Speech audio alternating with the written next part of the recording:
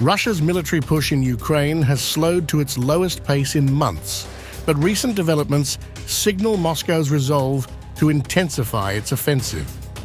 In the eastern Donetsk region, Russian troops have reportedly captured key areas, including Kurakovo, aiming to tighten their grip on the contested Donbas territory.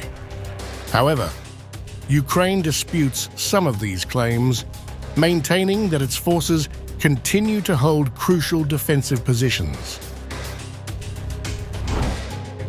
Amid these developments, former US President and President-elect Donald Trump weighed in on the geopolitical stakes, offering a critique of NATO's approach to Ukraine.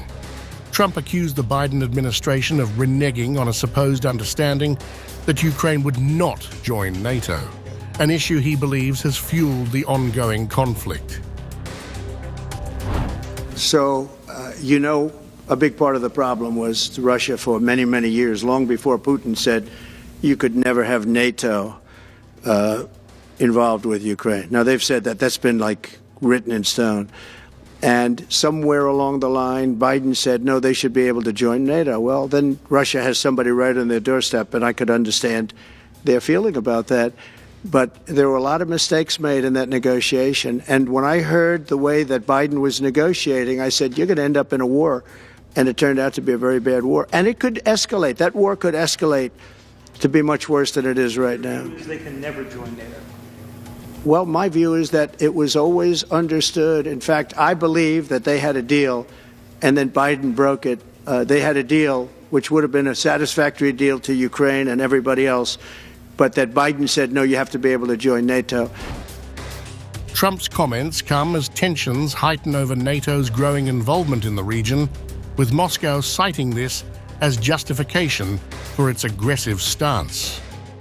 The Kremlin continues to demand recognition of its control over the Donbas, Zaporizhzhia, and Kherson regions, while Kyiv remains firm on reclaiming all occupied territory.